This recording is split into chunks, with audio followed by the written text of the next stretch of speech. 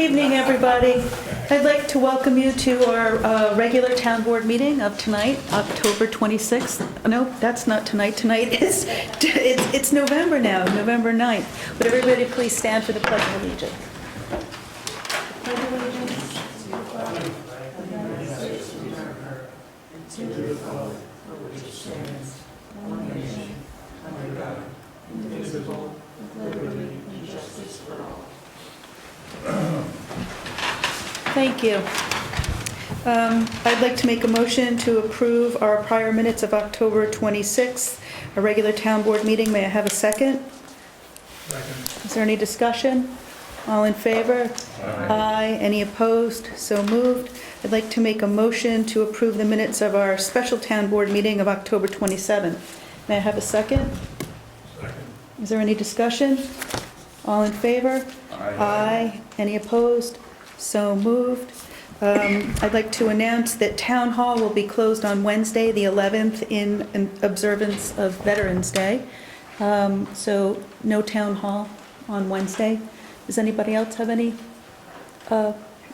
Yeah, I just wanted to say that on Sunday, which was yesterday, I think 30 volunteers came to the Thompson Mazzarella Park and planted a whole bunch of trees. So that work was completed, and they started working on the kiosk. So things Great. are proceeding as in good shape. Nice, thank you. Anybody else? I'm still sore from the kiosk. Oh, good. You look tan from the kiosk. Probably dirt. Thank you for doing that. We have a continuation of our 2016 budget public hearing.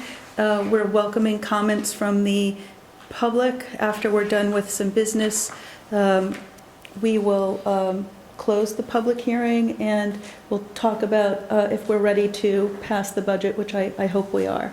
So I'll take you all through that. Warren, I can leave it open for a while, right? Should I? Okay, I want to welcome Bridget Barclay from the Dutchess County Water and Wastewater Authority.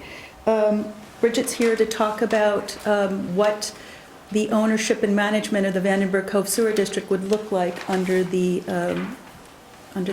county authority. Thanks for coming. Do you want us to bring it to you over there? Can you? All right. Half boot will travel. Yes.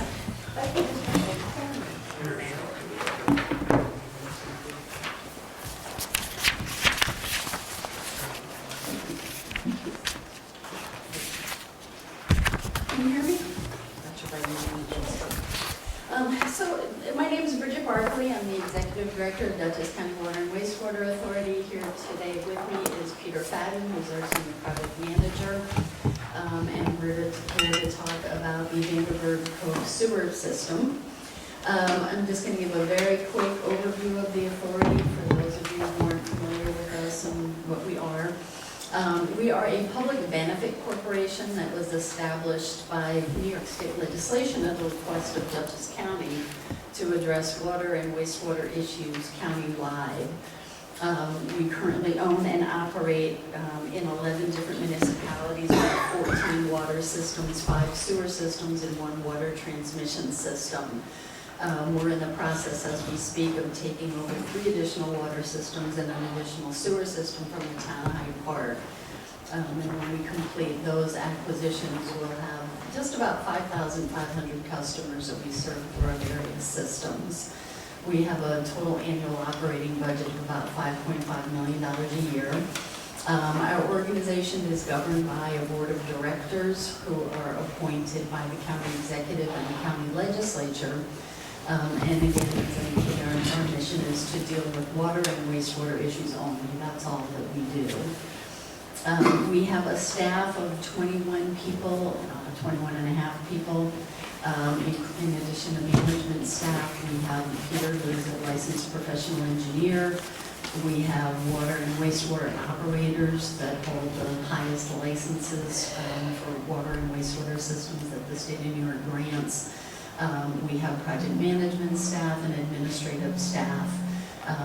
Generally, all of the functions related to operation of water and wastewater systems we do in-house with our own staff. with the exception of using contract operators to operate some of our systems. So like you use a contract operator currently to operate Vandenberg Cove. We use contract operator firms also on a number of our systems. Most of the systems the authority owns and operates, we have acquired over time from public owners, private owners, homeowners associations. As a general rule, we've been asked to come in and look at the acquisition, taking over ownership responsibilities of different systems when there have been problems. Those problems are often financial issues and almost without exception, concerns about the condition of the infrastructure. So we very often are asked to come in where there's a system that has extensive needs for capital upgrades to their infrastructure to be made. We were asked last fall by Supervisor Spinzia to take a look at the Vandenberg Cove sewer system and consider transferring the ownership of that to the Water and Wastewater Authority. So at that time, we started to undertake an evaluation of the system. We look at its physical condition, we look at what the operational history has been, we look at the regulatory compliance history of the system, and the finances. We look at what the actual expenses versus revenues have been, and we try to do all that looking back over about 5 years and then pull together a report that summarizes our findings. So we have previously presented to the town board a draft evaluation report. We also provided it to a number of the homeowners in Vandenberg Cove that again summarizes our findings of completing that evaluation. There's a couple reasons that we go through that process. We want to know from the authority's perspective what the issues are that we would be dealing with the facility if we took it on, what kind of compliance issues, what kind of capital upgrades are needed. We put together the report so that we can put out to the public, to the town board, a projected operational budget. We look at under the first year of operation, this is what we would expect the overall expenses to be, what we would expect the rates under the authority ownership and operation for the customers to be. We think that this kind of report provides some guidance to both the customers and the town board to help you make an informed decision about whether you think that going forward with the transfer of the system to the authority is to everybody's benefit. So the primary reason I'm here tonight is to talk about the draft report that we presented to the town board, to review that. The piece obviously people are always most interested in is the bottom line. What is this going to cost the customers under the authority? And then to talk about if the town decides that you want to go forward with the transfer to the authority, what that process would involve, what the timeline for that would be. So we have provided a couple of sheets tonight in a package that I think Peter has and has given out to people. I think he gave a copy out to the town board members, just highlighting some of the findings of that report. But just first to put it in a little context for you, this is a draft report. We do not claim to know everything that there is to know about the Vandenberg Cove sewer system. So as people look at the report, certainly if there's additional information or corrections you want to bring to our attention, we'd appreciate that. We put together these kinds of evaluations with the goal of being very comprehensive. We want to be very thorough in terms of identifying any issues we see with the facility as far as compliance, as far as improvements that are needed, either in the short term or, as is our general policy, trying to look out over a 5-year planning horizon. We try to be all-inclusive, and we try to be very conservative with the cost estimates that we put out. We would like this to be a worst-case scenario, by and large, that we don't want surprises for you or us later down the road. We don't want to tell you we think something's going to cost $50,000 and come back in a year and tell you, oh, no, it's a $200,000 item. So we're trying to put out numbers that are very conservative as far as what we see the cost, in this case, of the improvements for the system to be, the cost of operating the system. And we have found over time, too, that when we do acquire these systems, having this document is a good guideline for us in terms of what we focus on in managing the system over the first couple of years, and very often has been useful in terms of providing a starting point to look for outside funding sources to help address upgrades that are needed, whether it's grant programs that may be available, low-interest loan programs that may be available. So what you're seeing is our effort to put forward a very thorough, comprehensive evaluation of all potential needs of the system with very conservative numbers attached to those. So again, in the materials that Peter passed out to you, there's just a quick, overall fact sheet. It's probably information that all of you know about the system. But in the event someone doesn't, you're basically looking at a sewer system that serves 40 households. It is, for all intents and purposes, physically two separate systems. There is a complete separation between the north collection system leading to the north treatment field and the south collection system leading to the south field. It is a system that is split between the town of Hyde Park and the town of Rhinebeck. Although through an agreement that's been in place for a number of years, the town of Rhinebeck has been responsible for the operation of the system. There's about $467,000 in outstanding debt at this point in time. And between the payment on the annual debt service and the operational expenses for things like contract operators, electricity, chemicals, and so on, right now the ratepayers are paying about $1,800 a year. We've got a second page of the package that talks about what some of the highlights of the regulatory compliance issues have been. That money that was bonded for the system, along with a grant that was received from the state, were used to address compliance issues raised by the New York State Department of Environmental Conservation several years ago. For requiring the replacement of the old sand filters with new treatment units and requiring upgrades to the system to address what's called inflow and infiltration. Water getting into the collection system, getting into the treatment system that's not supposed to be there. Whether it's groundwater that's infiltrating into the pipes or rainwater that's inflowing down through manholes or under the sand filter beds. Inflow and infiltration causes a number of problems. It interrupts the treatment process. It can cause discharge of untreated or inadequately treated wastewater into the receiving water bodies, and generally tends to make your system function poorly and function more expensively. Too much inflow and infiltration can result in volumes of water being discharged through the plant that are in exceedance of your discharge permit, the SPD's permit for the facility. So that's what was driving the DEC's concerns about the inflow and infiltration, and what, again, some of the funding was that was received. If you look just generally, I think the key things about the regulatory compliance issues are because historically the system has been subject to extensive amounts of inflow and infiltration. The SPD's permit, the discharge permit for the facility, does make annual evaluation, reporting, and action to continue to control inflow and infiltration, an ongoing responsibility and an ongoing component of complying with that permit. There have been ongoing violations related to that. We summarized here what some of the violations are that DEC has either noticed the town on, or that through the monthly operating permits have been self-reported to DEC. So the bottom line is that there are ongoing regulatory issues with the facility, and in particular there's an ongoing responsibility to stay on top of the inflow and infiltration issues. We see the solution to dealing with the compliance issues being 4 components: continuing to address repairs to control inflow and infiltration, maintaining some of the key operational hardware that makes up the treatment system.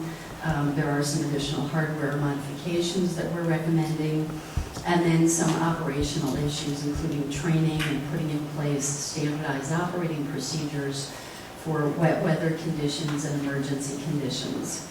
We see those as the areas that have to be focused on in order to reach and maintain ongoing current compliance. We look next at what some of the improvements are that we have identified as ideally needed for the system. Some studies to be done, evaluations to be done, repairs to be made, improvements to the system to be made. We've looked at those in terms of things that we would recommend be accomplished within the first year, and within the next year, and then improvements that we would see being made over the next 2 to 5 years. Again, keeping with our general goal, looking out at all times 5 years on what needs to be done with the system. The intent of these is, again, to address the ongoing inflow and infiltration problems, to stay on top of that, to improve some of the tools that the operators have in order to monitor the system and control how the flow is moving through the plant, and to address some safety issues for the workers that are down at the 2 treatment beds dealing with the operation on a day-to-day basis.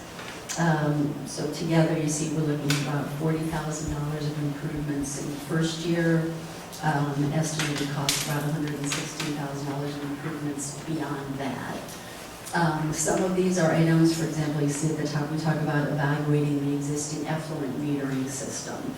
Some of the, what has been reported as violations of the flow limits for the facility, we believe are really more because there's been problems with the metering system that measures that effluent. The result of that evaluation of whether it's best to try to repair what's there, replace it, make some improvement, is going to impact further on down the line, but we've included an estimate to upgrade the effluent flow metering for the system. We talk about investigating the effect of the storm surge on the North Treatment Facility. There has been times in some of the larger storm events over the last couple of years where the treatment bed itself has been inundated, where, again, some of what appears to be flows that were reported exceeding the permit limit were really a result of high water flows in the Hudson River that were backing up into the treatment beds. So there's some of those items that the result of those evaluations will really dictate what exactly needs to be done further down the road as far as improvements to the system. But again, it's our intent to try to be all-inclusive and to try to put some conservative cost estimates on these items that we see needed. The next page we've given you is a proposed first-year operating budget under the authority's ownership and operation. Some of the line items, we simply look at what historically the town's expenses have been. Chemical costs, by and large, aren't going to change. Sludge hauling, we looked at what the history has been under the town of the sludge hauling costs. Some of them reflect the authority's structure and what our staffing costs are to do billing and bookkeeping. Some of the big changes that you see between our budget and the town's current budget, we do include a line item for insurance, which is not included right now in the town's budget for the system. And then generally beyond that, what you're seeing as far as the differences in the operation and maintenance budget is additional operational oversight and administrative oversight of the system by authority staff. That's a big part of what we bring to systems, is that we do have a full-time staff that focuses on these systems, that oversees the activities of the contract operators, that looks to oversee the necessary preventative maintenance to systems, the repair work, and management of the capital projects. So you're seeing those numbers reflected in the budget.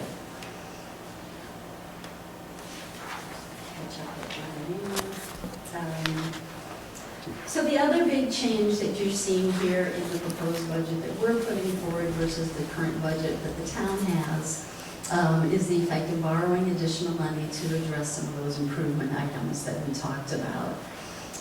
We again have made conservative assumptions about the cost of those improvements and assumed that they were borrowed over a 20-year period at 4% interest.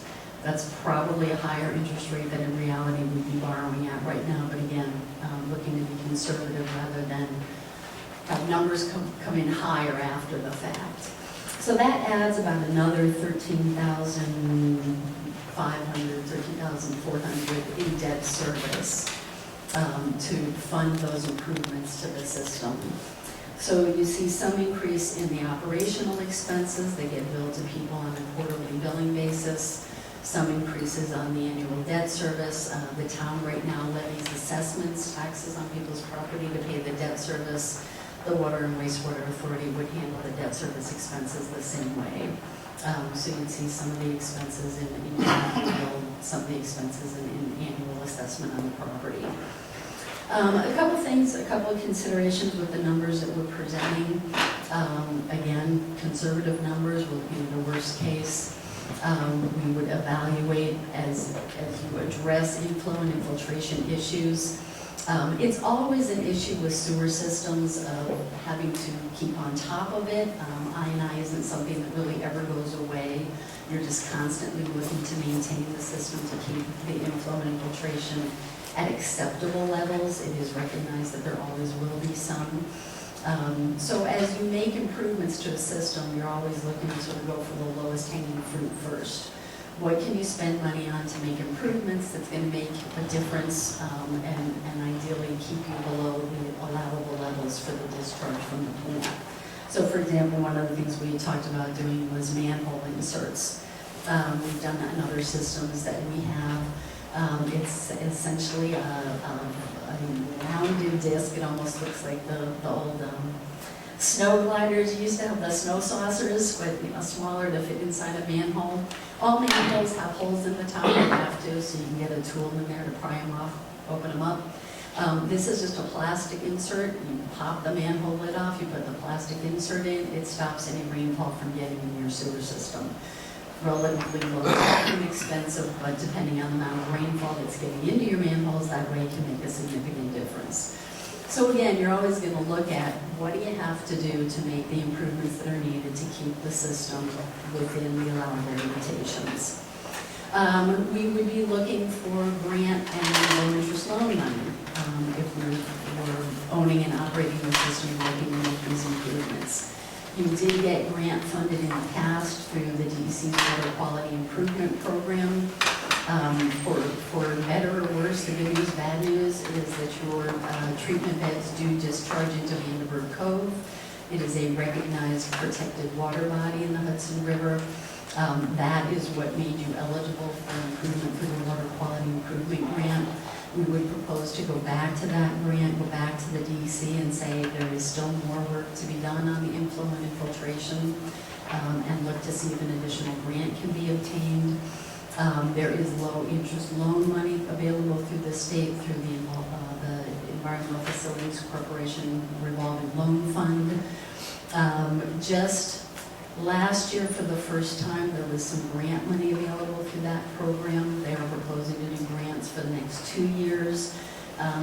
As I understand it, each year may have a little bit different focus, but one of the things that they're focusing on in prioritizing projects to be funded with the grant money is what they call resiliency.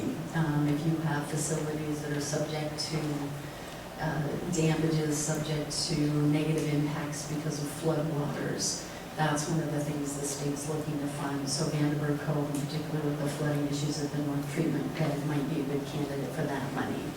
Again, so we would continue to look for grant money and low interest loan money to help offset the cost impact of the improvements to the customer base as we go forward. So that gives you some idea of where we would see the system going under our ownership in terms of the type of issues that we feel need to be addressed, the way we would approach them, the cost estimates, and what that all nets out to for the customers. All of this is spelled out in much more detail in the report. We can, if you don't have a copy, we can make copies available to you. We'll provide Peter and my contact information afterwards. So I can talk as well about if the town wants to go forward, what that process would be. But it also might make sense to stop at this point and see if there are questions or comments that people have about what I've covered so far. Have you gotten grants previously? We have gotten grants for other systems. We've gotten low interest loans for systems. Because we are a public organization, we are eligible for any of the same grants or low interest loan programs that the municipality would be eligible for. I think we have 1, 2, 3, 4 5 projects, improvements to some of our systems that are going on right now that have gotten subsidized loans. We have in the past gotten a number of grants for upgrades to systems as well. And you have a staff person who follows We do. this, Yeah. so that sounds like a big advantage we don't have. That knowledge or I just want to say, we did notice the residents, we sent out letters saying you'd be here, and I see a couple of people. Does anybody from any residents have any specific questions? No. Okay. I do have some comments, but I might wait till after she's done. Sure, whenever. I just want to make sure you know that, you know. As for the insurance, it hasn't been in the budget. We realize that. That's something that the taxpayers have been paying for. It's not uncommon. Yes. You see that. We actually have a call into NYMAR to find out what kind of breakout. We did this a couple of weeks ago, what kind of cost we could attribute to the plants, because it's all within our one policy. Warren, do you have any questions or comments? No, I've been through this before. No? Times 9. Questions or comment? Hold on, Joe. I think now's a good time for comments. You may come up or don't Sure, you? come on up, yeah, and then,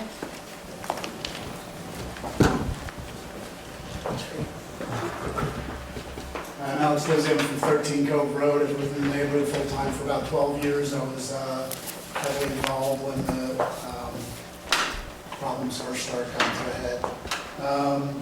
You know, our neighborhood is struggling a little bit. Since then, we've got a number of houses for sale. We've got a group home, we've got a full-time vacation home, we've had, the house next to me has been abandoned for years. And on top of that, if the wind's blowing in from the river, the street smells like sewage, and it still does, particularly in the North Field. And of course, we'd all like to remedy that. Back when we first started having big sewer issues, 10 years ago now, we always talked about having the Dutchess County Wastewater Authority, thinking that would be a good idea. As we all agree, I think we can all agree that the town is really the best entity to run a small private sewer system. And also, as we see, Wastewater Authority has the ability to apply for grants, et cetera. I must say, we also assumed at the time there'd be some economies of scale there, that there would be cost savings with them taking this over because they have maintenance people, et cetera, to do it. And what we found, what we see is that the price is actually going up in effect. I see it's gone down a little bit. We talked to Bridget and Peter, I think it is. Yeah. A couple of weeks ago, they came and talked to some of the residents, and it went down about 20% since then, I see, with some tweaks in the budget. But even without a capital contingency, it's going from 1,800, which was already, has increased over the years, going to a first year estimate of 2,400, so going up about 33%. That makes it a tough sell for the residents when the assumption would reasonably be that this would be cheaper. It isn't, it's going to be more expensive. Part of that is administration, I think, but the operational costs, at least from the estimates, do not appear to be significantly cheaper. And that's an issue. You're talking $600 a quarter just to start.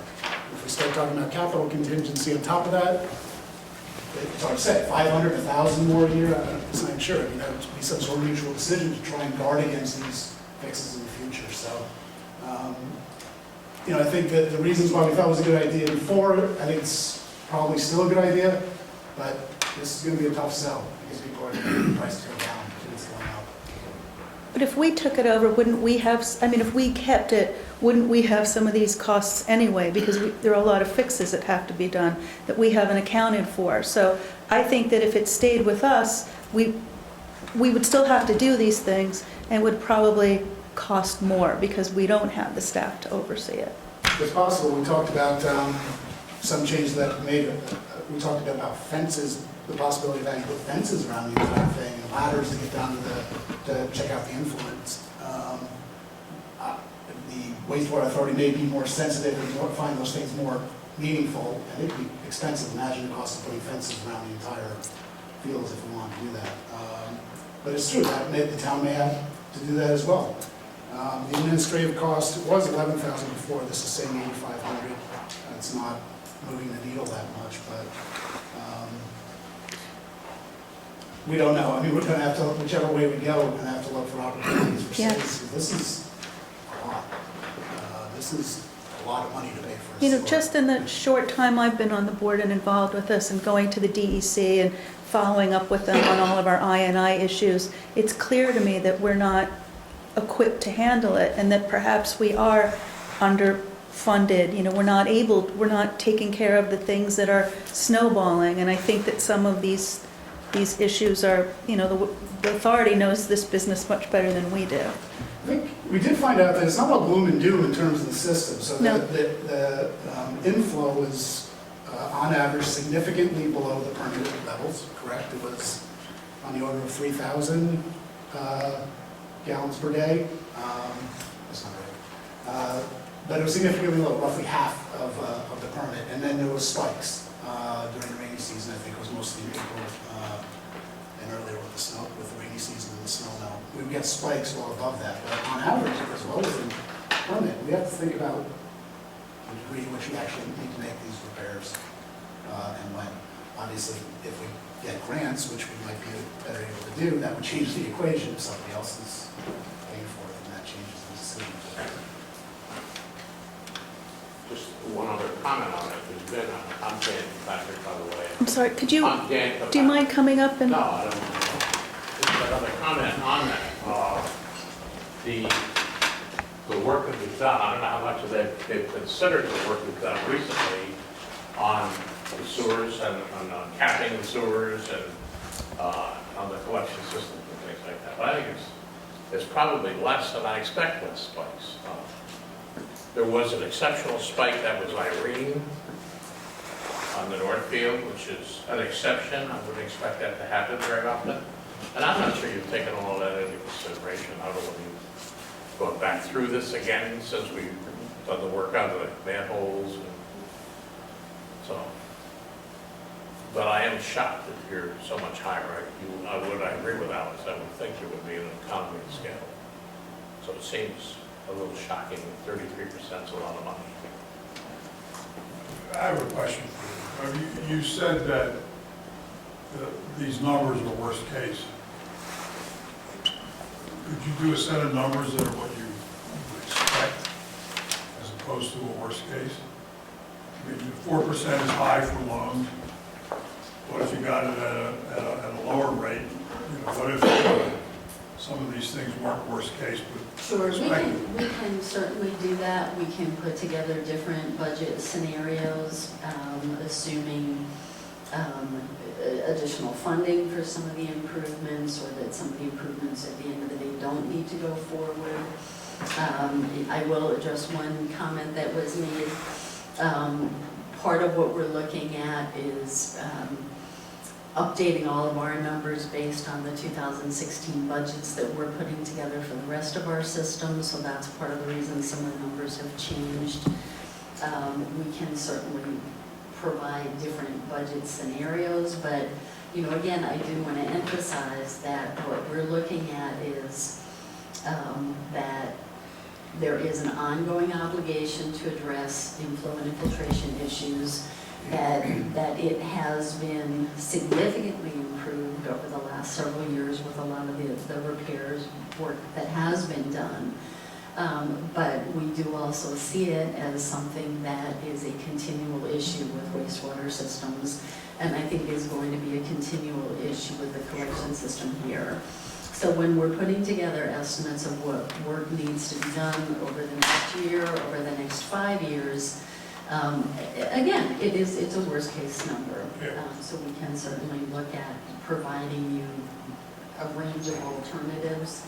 We just never want to be in the position of coming in and saying, oh yeah, it's going to cost people $500 a year, and then a year down the road we're charging you $800 a year. So that's why we put together the budgets the way that we do.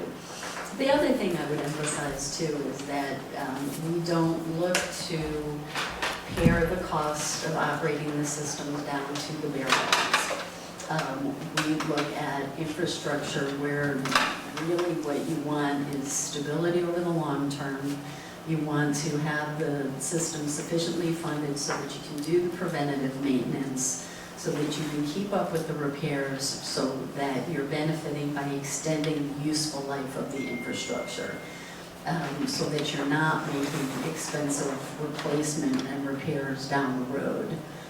We like to keep up with the work as it goes, and I do think one of the things that you see with the history of Vanderburg Cove is that there has been a lot of spikes, not just in the inflow, but in the expenses of the system.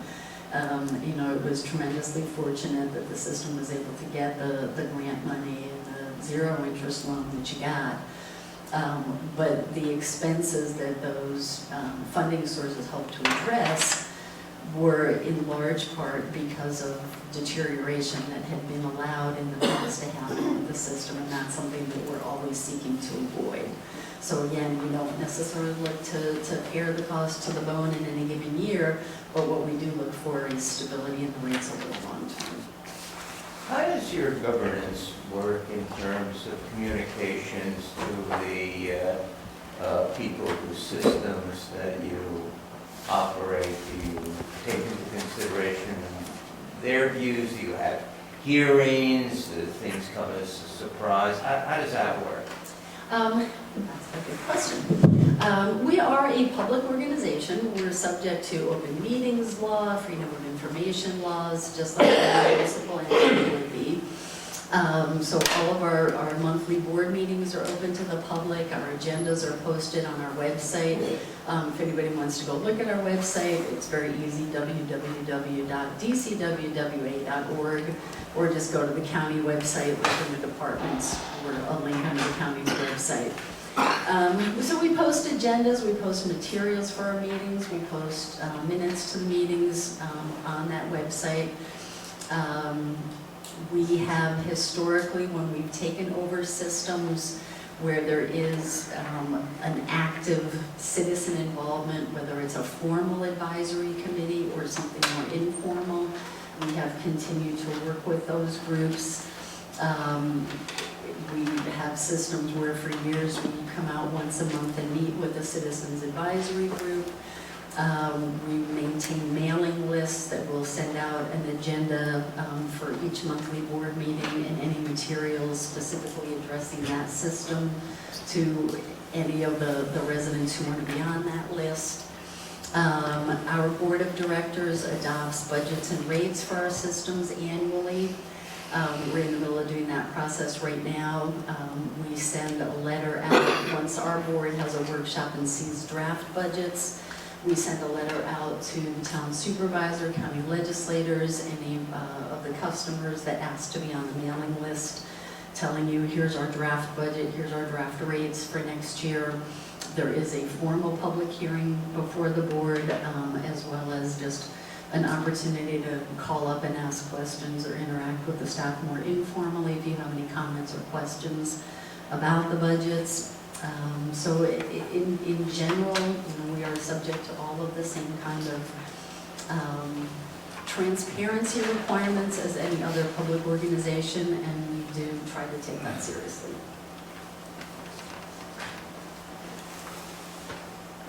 Does anybody here have any questions? What are our next, I'm sorry? I just wanted to ask. Do you mind coming up and introducing yourself just so? Thank you. I'm Sheila Tobias. I'm one of the residents of Cove Road. And I wanted to ask, if in the past, at times we've been told that we're at risk of fines because of non-compliance. If the county takes over the system, will that significantly reduce our risk of facing that kind of thing? And if there was a fine, would that fine be paid by the residents, or would the county at that point have some responsibility for any fines? And my second question has to do with something that my husband and I are very concerned about, which is the appearance of the fields, because we live right next to one. And when they start talking about fencing in the whole thing, I'd like to hear what you're actually thinking about fencing in, and would we have input at the time that you're making those decisions? I do see that you did make some changes and talked more about using like more aesthetically appropriate things like wooden stairs rather than cement blocks and metal railings. So that's good news, but if you could address those two things. Thank you. So I'll start with the second one first, on the issue of fencing. Peter and I have been having a dialogue that's been going on for years now about fencing. Where the issue comes from is increasingly the federal EPA, Environmental Protection Agency, New York State Department of Environmental Conservation, the two organizations that have the most oversight responsibility for water and wastewater, raise fencing as security issues for water and wastewater systems. They recommend that entire treatment facilities be fenced. It's a cost. It almost without exception raises aesthetic concerns. So my view is that unless and until they dictate that we fence these facilities, it would not be our intent to do so, but we are aware that those are out there as recommendations. What we do try to do is to make sure that the facilities are as secure as possible by means short of fencing. You might have seen there was an article in the Poughkeepsie Journal, I think it was last week. There was a woman down in Fishkill who had sewage backflow into her finished downstairs of her house. And what they ultimately determined was the cause of that is that it appears, according to the town, that somebody had gone out and pried open a manhole, jammed a shovel down in it, caused a backup that backed up into this woman's house. So you think that these things aren't going to happen, that people have better things to do than go and try to sabotage a small water wastewater system. But the incidents do happen, and as an owner of the system, you have to be aware of those things, and you have to be responsible in doing what can reasonably done to protect the system.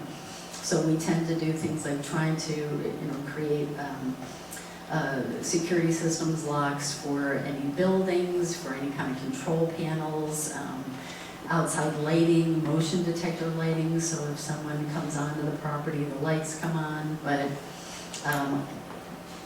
this is one of those examples where clearly you would not want to have to fence the treatment beds.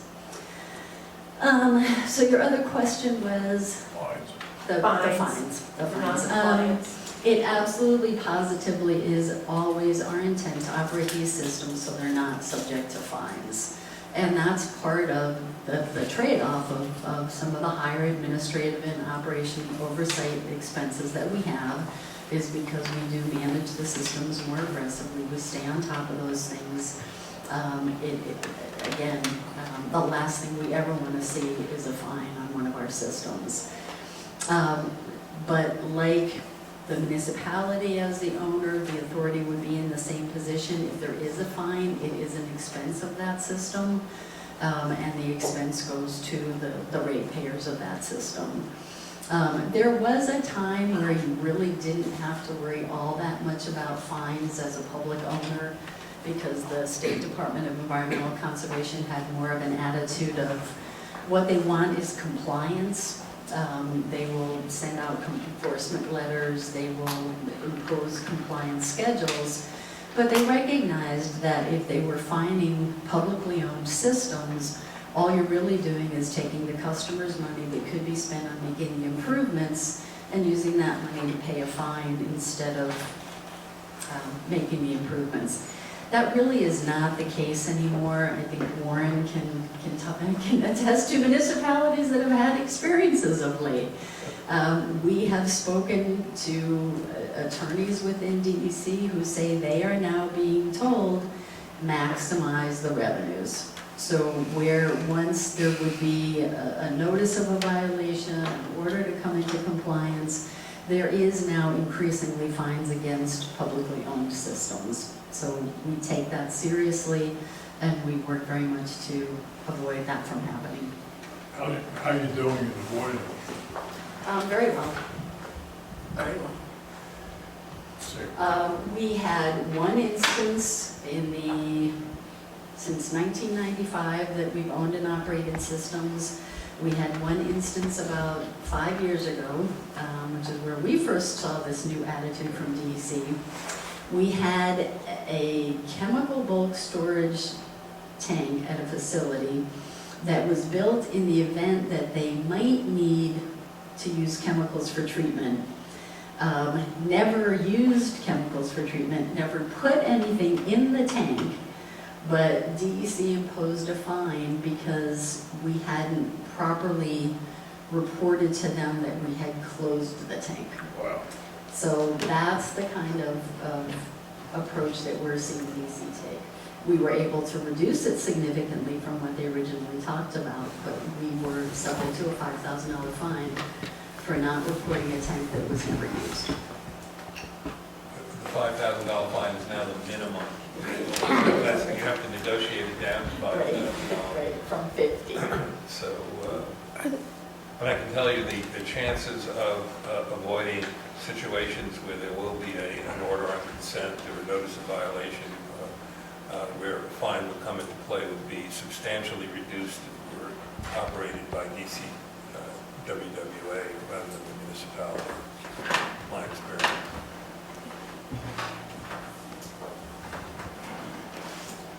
Good evening, I'm Ed Tobin, 30 Cove Road, and I would like to say that Bruce has worked tirelessly with the neighbors, not with myself, but with some of the other neighbors, to do what the board can as your liaison to try to get the system into a condition that the DC wastewater would welcome it. So we thank you, Bruce. My question is, will you remain until the end of the year? Because we have a couple of issues that need to be taken care of. One by the 30th of the month, report that's due. And what's the answer to that question? The report that's due at the end of the month, we've gotten the estimate from the engineer to do it, and it's been turned over to the town board. I don't know when it gets on the agenda. The budget has been turned over to the town board from Jim. And we're working on the I&I reports from the operator to fill out the Speedies report renewal. So we should have, will you be here to help us until the I'm end here of the until December 31st. Okay, thanks. He'll be here on the 31st. Good, because we certainly don't want those to slip. There were a couple of notices of violations that I've seen in the reports already. No, after the meeting down in the Cove, I sent a note back and everybody did their thing, and we've sent everything on. We've started all that in motion. I saw some town men working at the south field, or looking at the south field. I don't know if that was related to the drainage that we talked about. How long ago? Well, it was the night of the power failure. I think it was Thursday. Yeah, it was because there were mice had gotten into the generator. Okay. Well, they didn't have any power there, so the mice are still there. They didn't get electrocuted. Yeah. Thank you. Thanks, Ed. Thank you. Are there any other questions from residents or audience? Bridget, what are our next steps if we want to? So it's up to the town to make a decision if you want to go forward with the transfer. If you decide to do that, what we suggest the first step is we enter into a memorandum of understanding with the town, which is really just a document that outlines who has to do what in order to make the transfer happen. The Water and Wastewater Authority goes to the county legislature to ask them to create a district at the county level. Functions the same as a municipal district.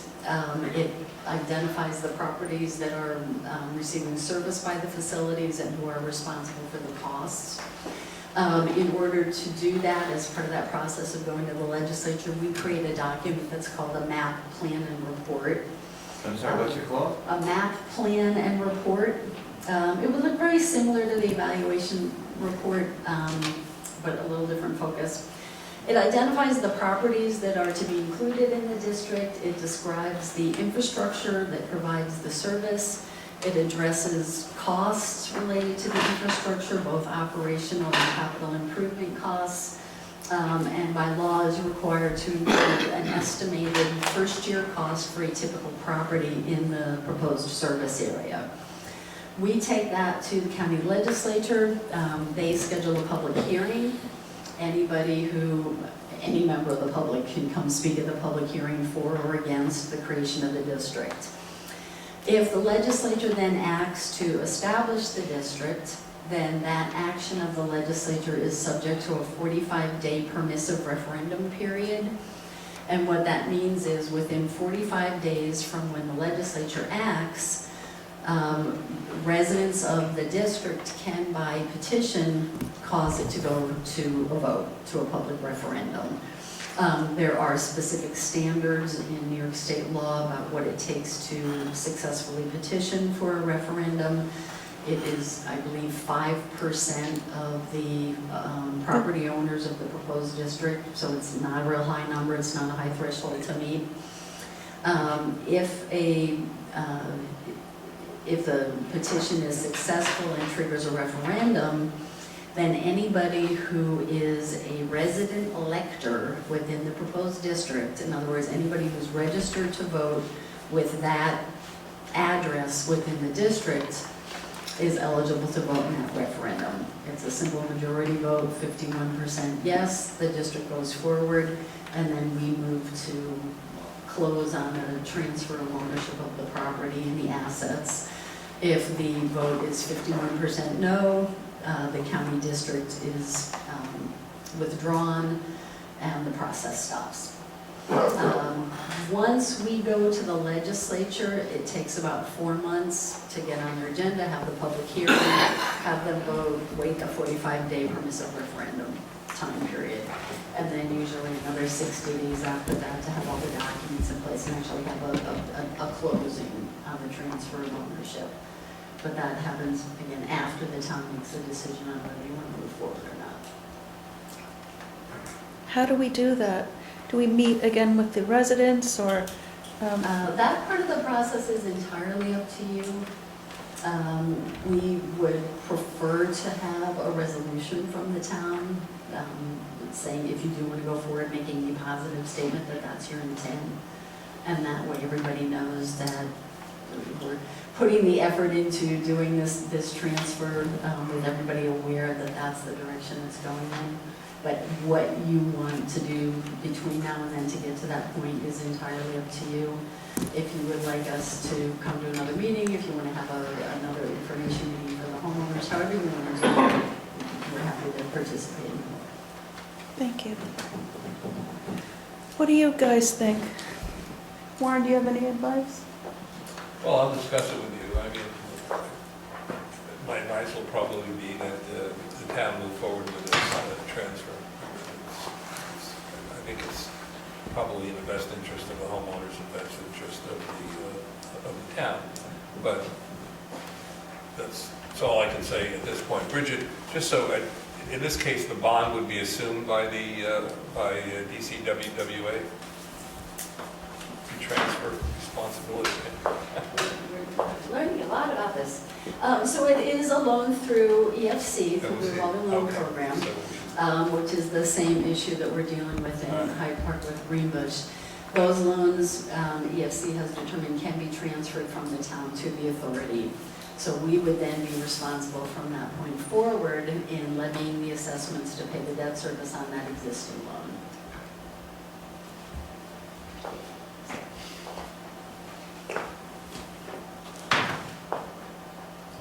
Does anybody have any questions or thoughts here?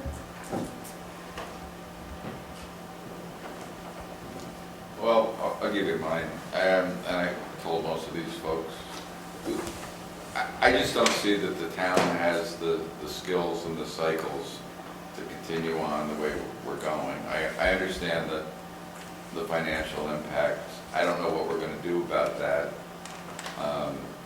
The fine thing, we've always gotten away from that in the past, but if the tides are turning, then Well, we've seen that. Well, yeah, but we've been threatened, but they've never gone through with that.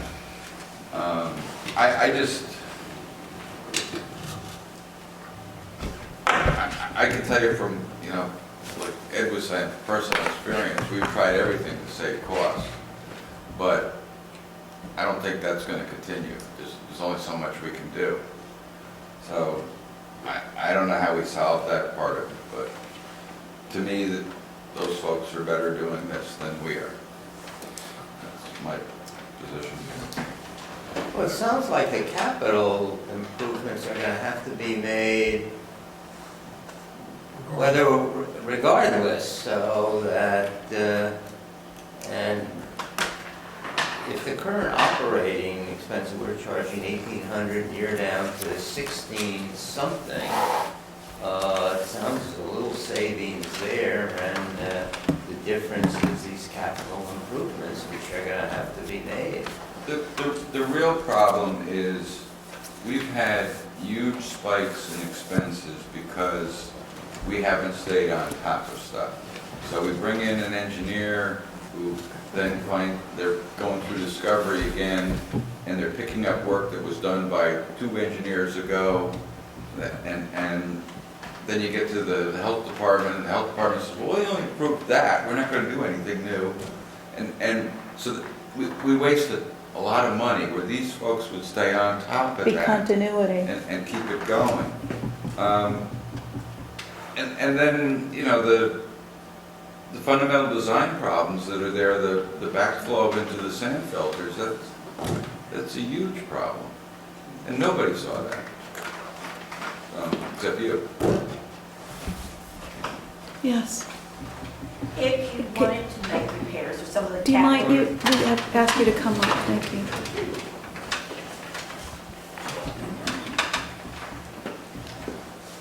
From what you were saying, if you were to try to make these capital repairs, you'd have to start bringing in engineers and all of those aspects of it, so that we'd probably have more expenses on top of what the cost of repair exactly would be. Yes. So in a way, it could end up costing us more money down the road rather than paying now to have the county do it and keep on top of it. I believe so. Well, that's the Yeah. history of it. Well, I know that's been the history. I just Yeah. wanted to be sure that that's what you're saying, is that that's the way it would continue to sort of limp along. And so we might stay at this level, but then we'd have another big spike. And I don't see that as productive. Yes.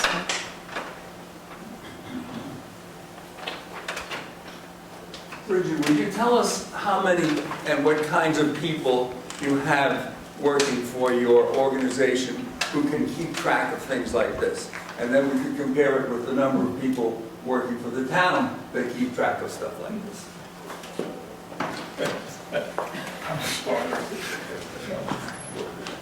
So I indicated before, we have 21 and a half staff people. So I'll leave the half out because he's allocated elsewhere.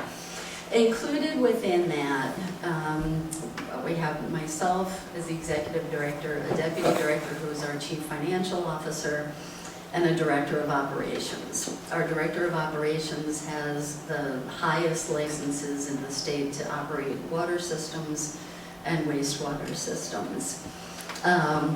He works with an individual who is our system maintenance specialist,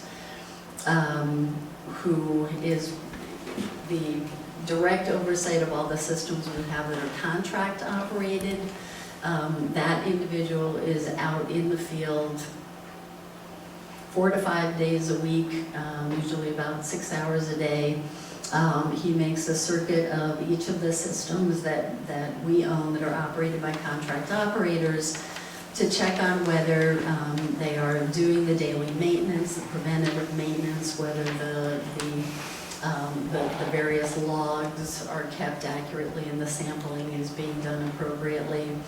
And then we'll direct the contract operators in the completion of any maintenance projects or repair projects that are needed. We have Peter, who is a licensed professional engineer. Depending on the size of an improvement project that we're doing, Smaller projects, Peter will do the engineering in-house rather than consulting, hiring a consultant engineer to do the work.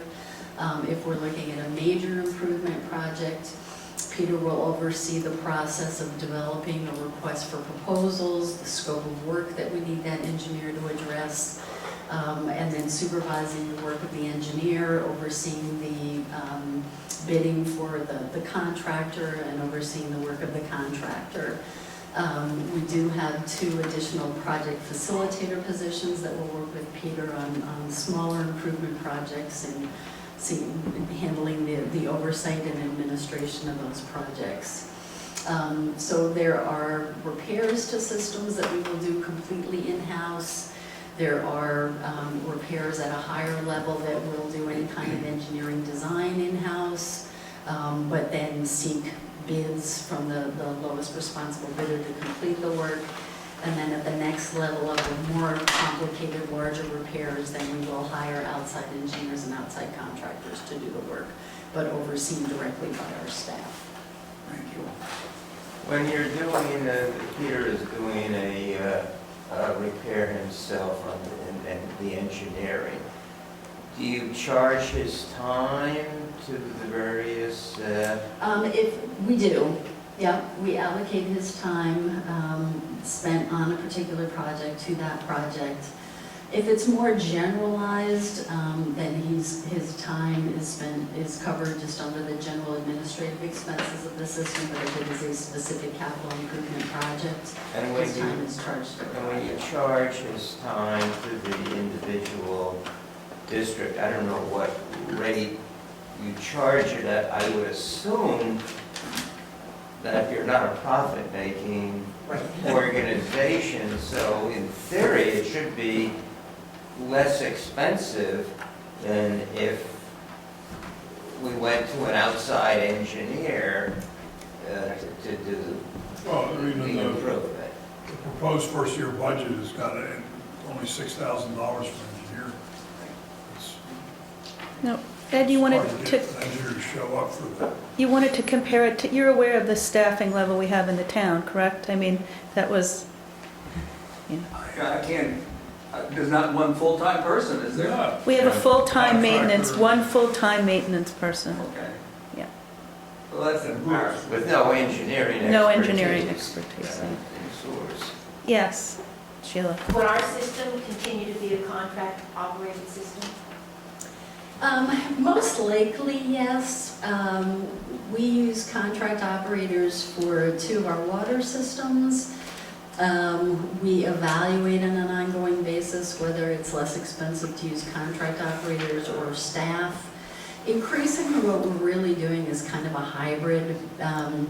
Contract operators, because they tend to operate facilities all over the county, can usually have someone close to your facility to get there quicker on just the regular day-to-day checks of the system. So we generally find that it's less expensive to have contractor operators do that day-to-day. But when you start paying them outside of, and I'm sure you have the same structure of contracts that we have, there generally is a fixed monthly amount for which the contract operator will show up, do the check of the system, do whatever daily sampling is required, daily reporting is required. But as soon as you start having to pay them for any additional work outside the normal scope of the contract, then you're paying them at higher hourly rates. And we do find that our cost to put a person there to do the repair is very competitive with the cost that the contract operators have.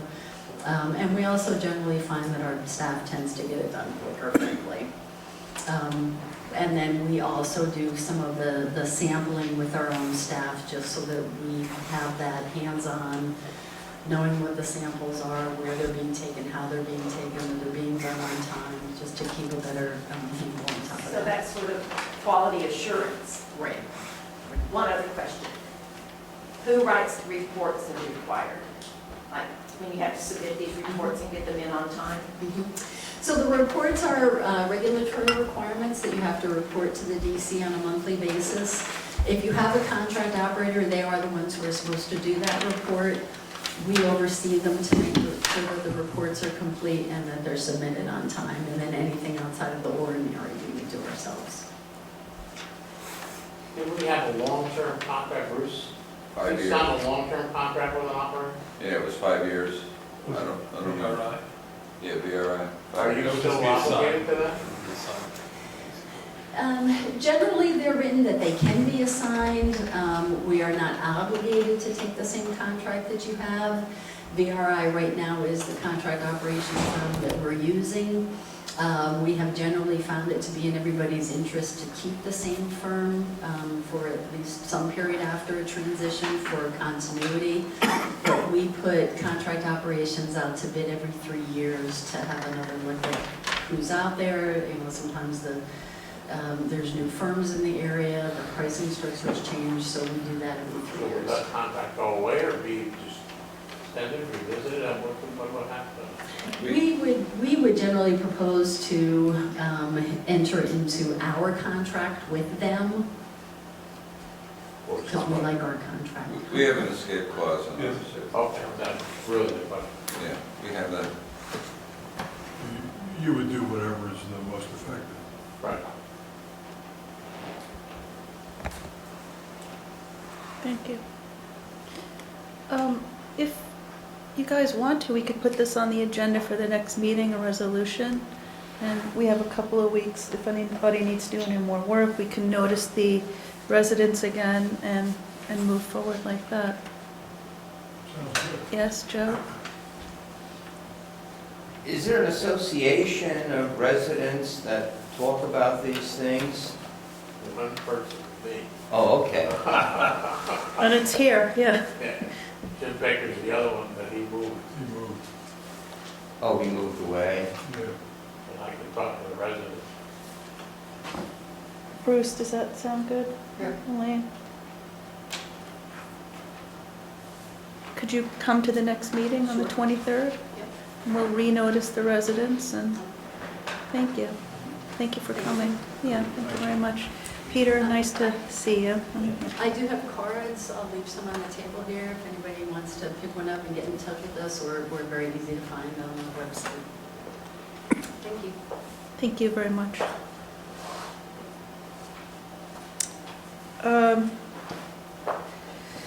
Okay, we're gonna move along. Are there any committee or liaison reports?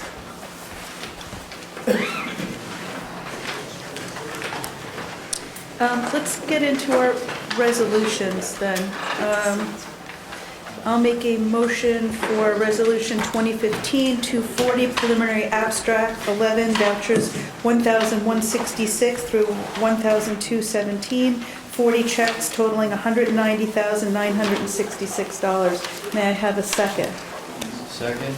Is there any discussion? All in favor? Aye. Any opposed? So moved. I'll make a motion for Resolution 2015-241 for our capital projects abstracts, 4 checks totaling $84,128.32. May I have a second? Second. Is there any discussion? All in favor? Aye. Any opposed? So moved. I will make a motion for Resolution 2015-242 for our budget transfers and amendments. May I have a second? Second. Is there any discussion? This was sent out later in the day. There's 4 checks. Oh, here it is. That's what, it's not in here. Is that what you were saying, Elaine? It's transferring gas in the cemetery to internet and part-town fund zoning, attorney line, and legal notices. Just 2 little transfers. Any further questions or discussion? All in favor? Aye. Any opposed? So moved. Resolution 2015-243, the Dutchess County for Real Property Taxation Office re-levy on certain Vandenberg Cove Sewer District accounts on the 2016 county tax bills. May I have a second? Second. Okay, this is accounts in the arrears, and we're going to re-levy it. Any further discussion? All in favor? Aye. Any opposed? So moved. Resolution 2015-244, Town Hall use application for Sinterklaas. May I have a second? Second. Any discussion? All in favor? Aye. Any opposed? So moved. Resolution 2015-245, change of contractor for the project to narrow the previously existing road from the Star Library to the new access road for the Thompson-Mazzarella Park. May I have a second? Second. The discussion is this, Roar's Construction can't do it any longer, so Quality Landscaping, who's doing our stone work, can do it for the same amount. So this is a change in contractor. Roar can't do it Correct. because they're, Because the price that they gave was contingent upon the bigger section that we didn't approve. Oh, And they I can't see. do it for this price. They Oh, can't okay. do the project anymore. So Quality Landscaping can and will do it for the same price that we awarded it to Roar's When for. Sally said they were actually going to do more work than what more. Yes, they're taking some trees down for us too. So- A stand of dead trees.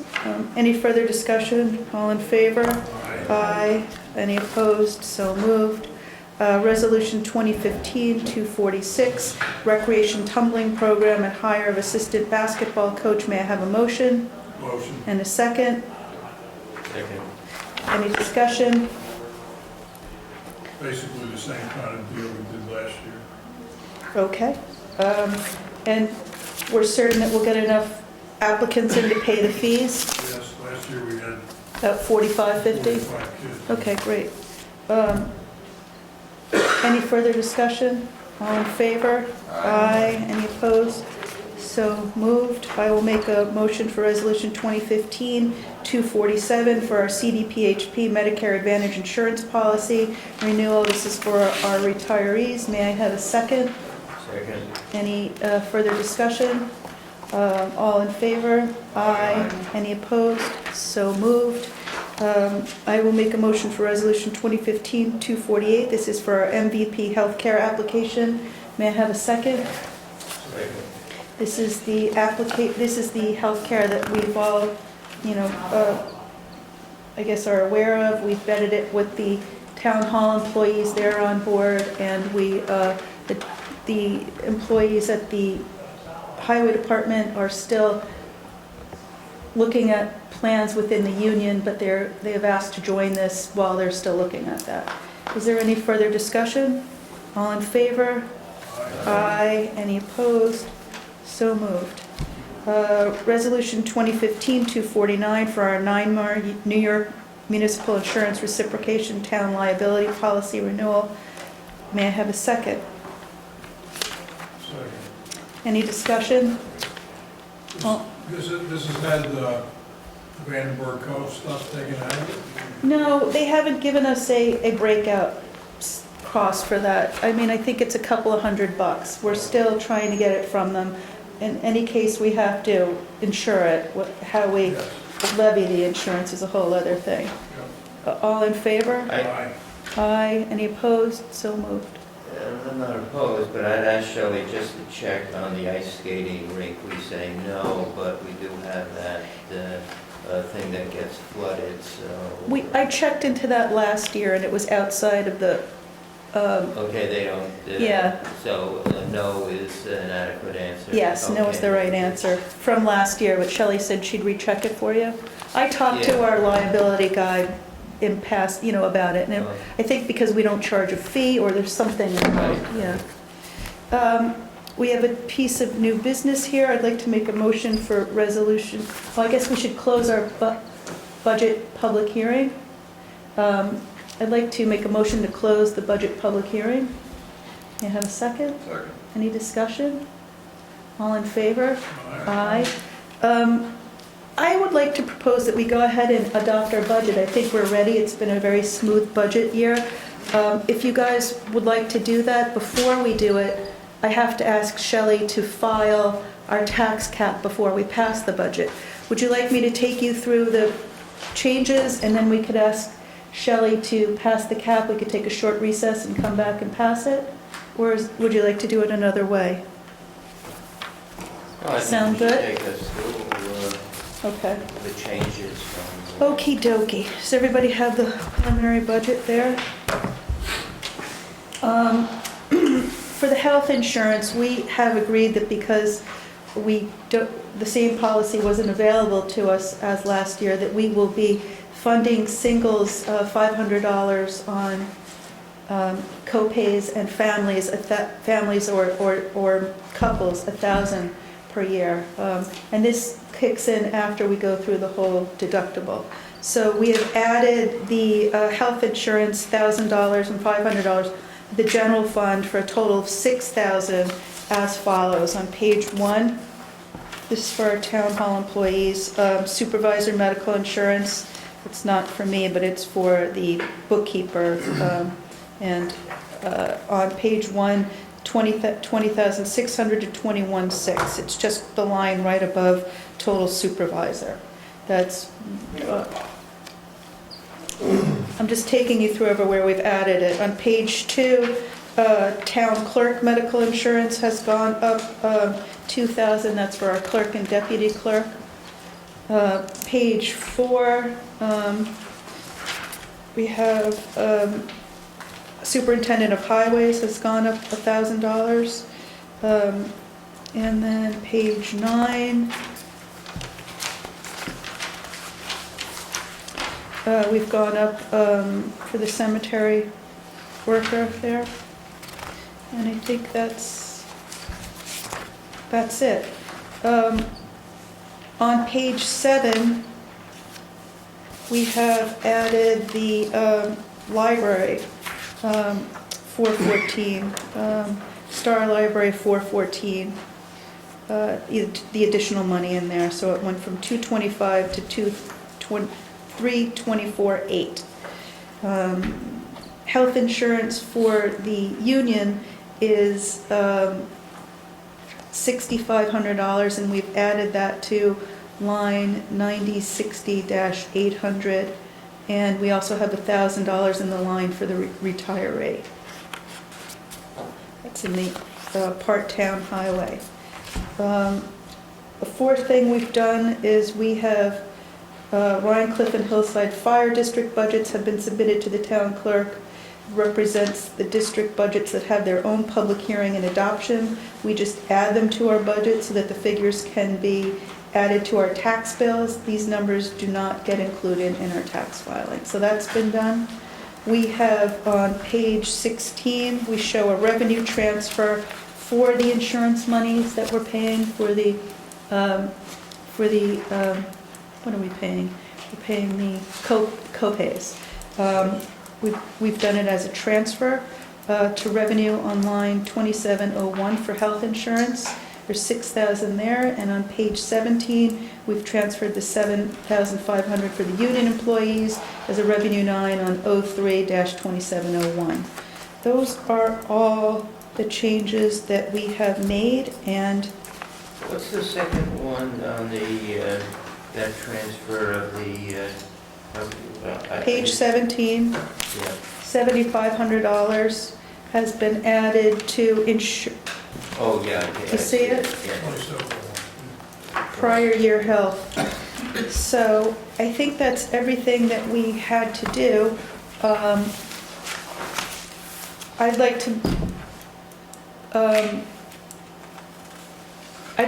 We've closed the public hearing, I'd like to go ahead and adopt this, but before we do that, we need to file our tax cap. Is everyone in favor of doing that? Having Shelley? Yeah, what does that mean for our tax? We have to file our tax cap before we can Oh, file it with the, Yeah. so she does it electronically? electronically. So Shelley's going to go ahead and do that. I'd like to go ahead and do it. We can take a quick 5-minute recess if you'd like. Motion for a 5-minute recess. I guess Bruce is walking, seconding it. That's a walking second. That's a walking second if I ever saw it. We'll be right back. Thank you. And that our tax cap was submitted and accepted, and it is at the, in your package here, it's the $1,597 out under the levy, tax levy, so we're just under.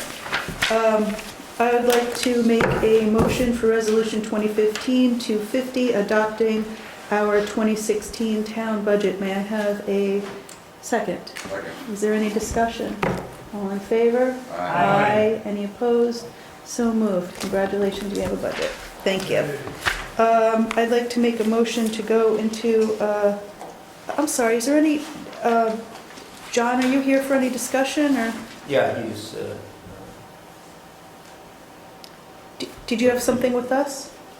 yes, but it's for executive session. Oh, okay. I'd like to make a motion to go, unless there's any public comment, questions or comment, I'd like to make a motion to go into executive session to discuss proposed pending or current litigation and the proposed acquisition, sale, or lease of real property. May I have a second? Second. Thank you.